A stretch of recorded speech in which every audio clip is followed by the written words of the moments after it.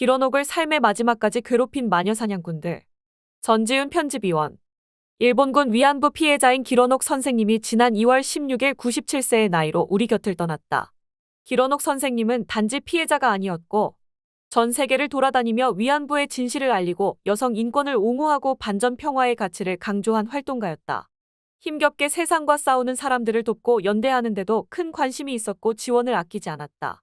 그래서 길원옥 선생님은 2011년에는 일본 동북부 대지진과 쓰나미 피해를 당한 시민들을 돕는 후원 활동을 제안했었고 2012년에는 세계 전시 성폭력 피해자를 지원하는 나비기금 활동을 시작해 콩고와 우간다 내전 등에서 성폭력 피해를 당한 여성들을 지원했고 제1조선학교 학생들에 대한 차별을 반대하고 학업을 지원하는 것에도 열심이었다. 그런데 지금 길원옥 선생님을 추모하고 기억하자고 말하는 수많은 언론이 대부분 침묵하고 외면하는 문제가 있다. 그것은 바로 길원옥 선생님이 2020년 족벌 언론과 정치검찰이 주도한 윤미향 마녀사냥의 핵심적 피해자 중의 하나라는 사실이다. 당시의 마녀사냥꾼들은 윤미향이 치매에 걸린 길원옥 등을 끌고 다니며 활동을 하고 기부를 하도록 강요했다라고 했다. 실제로 당시 윤석열 검찰은 2020년 9월에 길원옥의 심신장애를 이용한 기부 강요 등을 이유로 윤미향 당시 민주당 의원을 준사기 혐의로 기소했다. 윤미향 마녀사냥의 핵심을 이루며 족벌 언론과 정치검찰이 짜놓은 이러한 프레임은 윤미향 전 의원과 위안부 피해자들의 이중의 의미로 잔인하고 악랄한 모독이었다.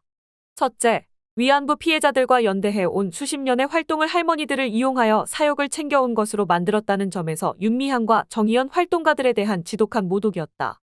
둘째, 일본의 전시 성범죄에 맞선 역사적인 저항을 치매에 걸린 할머니들이 윤미향에 속아온 것으로 만들고 있다는 점에서 위안부 피해자들에 대한 지독한 모독이었다. 이것은 수십 년간 서로를 믿고 의지하며 투쟁해온 사람들의 인간적 관계를 갈라놓고 파괴해버린 용납할 수 없는 비인간적 시도였다. 그러나 족벌 언론들과 정치검찰이 앞장서고 나머지 대다수 언론이 그 뒤를 따라가고 친윤석열 친검찰 지식인과 정치 세력들이 나팔수가 되면서 거대한 마녀사냥의 쓰나미가 모두를 휩쓸었다. 그 속에서 윤미향 의원은 희대의 위선적 사기꾼으로 낙인 찍혀서 십자가에 매달리고 끝없는 돌팔매질을 당했다. 윤미향을 도와서 고령과 노환의 위안부 피해자들을 헌신적으로 돌봐온 정의연 마포쉼터 손영미 소장은 할머니들을 속여서 돈을 빼돌렸다라는 음해와 모독을 도저히 견뎌내지 못하고 스스로 목숨을 끊었다. 난데없이 윤미향과 손영미에게 속아서 돌아다닌 치매 걸린 불쌍한 할머니가 돼버린 길원옥 선생님은 인생의 막바지에 오랫동안 정든 정의연 마포쉼터를 떠나서 양아들의 집으로 돌아가야 했고 그 후 세 사람은 다시는 만날 수 없는 처지가 됐다. 하지만 막상 재판이 시작되면서 진실이 드러나기 시작했다. 20년 전부터 정의연에서 길원옥 선생님을 가까이에서 지켜본 자원활동가는 모든 게 본인 의사에 따른 것이었다고 증언했다. 길원옥 할머니는 여느 할머니들과 마찬가지로 자신의 의사를 분명히 밝히셨다. 날씨가 춥거나 비가 오는 날 주변에서 수요시위 참석을 만류해도 내 목소리를 들려줘야 한다면서 참석을 강행하셨다. 길원옥 선생님을 2016년부터 2020년까지 직접 간병한 요양보호사 A씨도 할머니가 헛소리를 하는 모습을 본 적은 없다라고 증언했다. 치매 전문의사인 신경과 전문의도 길원옥 할머니는 중증 치매 환자로 인지 및 의사결정 능력이 없었다라는 검찰의 주장을 반박하며 정상 생활이 가능했다라고 확인해줬다. 특히 검찰에게 유리한 보고서를 써주고 나서 검찰 측의 증인으로 불려나온 전문의들조차 법정에서 길원옥 선생님의 활동 영상을 보고 나서는 당황하며 의사 판단이 명료해 보인다라고 진술했다. 그럼에도 검사들은 길원옥 선생님의 양아들 부부를 증인으로 불러서 어떻게든 길원옥의 치매와 윤미향의 사기를 입증하려 했다. 하지만 두 사람도 길원옥 선생님이 일본의 사과를 요구하는 평화와 인권을 위한 활동에 열심히셨고 행복해하셨다라고 인정했다.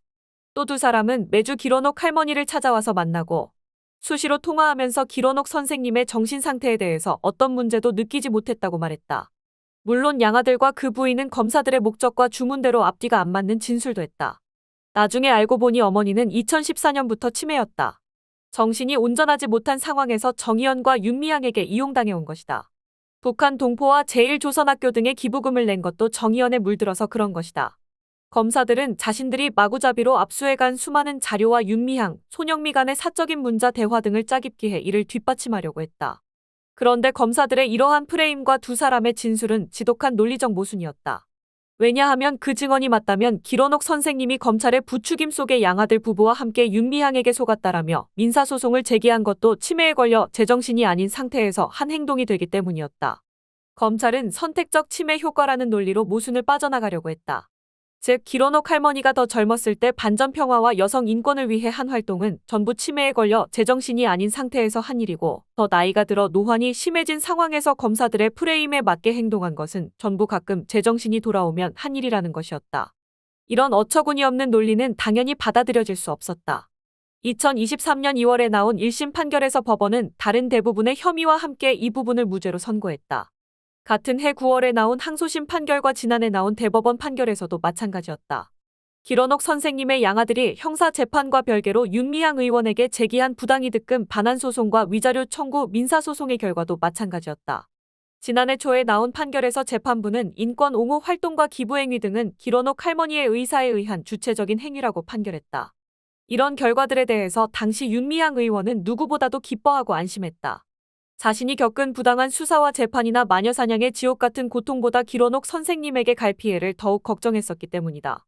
제 사건으로 인해 정말 존경스럽게 운동을 하셨던 길원옥 할머니가 치매에 의해서 윤미향에게 끌려다닌 할머니, 아무 인식도 할 수 없는 상태에서 시킨 대로 인터뷰를 하고 기부를 한 할머니가 되면 어떡하지 하는 걱정이었어요. 그로 인한 고통이 저한테 굉장히 깊었어요. 길원옥 할머니가 판결문에서 고귀한 존재로 우리보다 훨씬 멋진 운동가로 자리매김이 될 수 있어서 다행입니다. 물론 일본 정부는 결코 사과하지 않고 한국 정부는 제대로 노력하지 않는 속에서 고령에 접어들고 육체적으로 쇠약해진 길원옥 선생님의 정신도 갈수록 쇠약해진 것은 사실이고 자연스러웠다. 윤미향과 정의연도 이것을 숨긴 적이 없었다. 이미 2019년에 나온 영화 김복동의 마지막 장면은 길원옥 선생님이 김복동 선생님을 기억하는 장면으로 끝난다. 거기서 길원옥 선생님은 김복동 선생님과의 추억이 희미해져 가는 것을 괴로워했다. 요즘에 갈수록 기억이 안 나요. 잊어버리는 약을 먹었나 까맣게 몰라. 길원옥 선생님 양아들 부부는 지난 재판 과정에서 어머니가 그토록 의지했던 손영미 소장님이 목숨을 끊은 것도 모르는 것 같다. 그게 차라리 나은 일일지 모른다라고 말한 적이 있다. 사랑하던 이들에 대한 기억을 잃는 것은 비극적인 일이다. 그러나 더욱 비극적인 일은 마녀 사냥꾼들이 짜놓은 프레임 속에서 길원옥 선생님이 검찰과 언론이 떠드는 당신은 제정신이 아닌 상태에서 동지라고 믿었던 윤미향과 손영미에게 이용당했다라는 이야기를 들으며 인생의 마지막 나날을 보내는 일이었을지 모른다.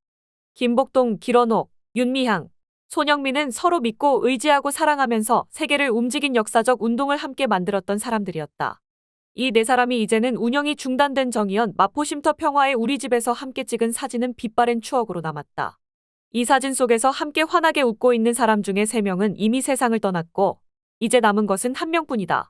2명은 끝내 일본 정부의 사과와 보상을 받지 못하고 생을 마감했고 죽어서도 친일 극우파들에 의한 자발적 매춘부라는 식의 비방에서 벗어나지 못하고 있다.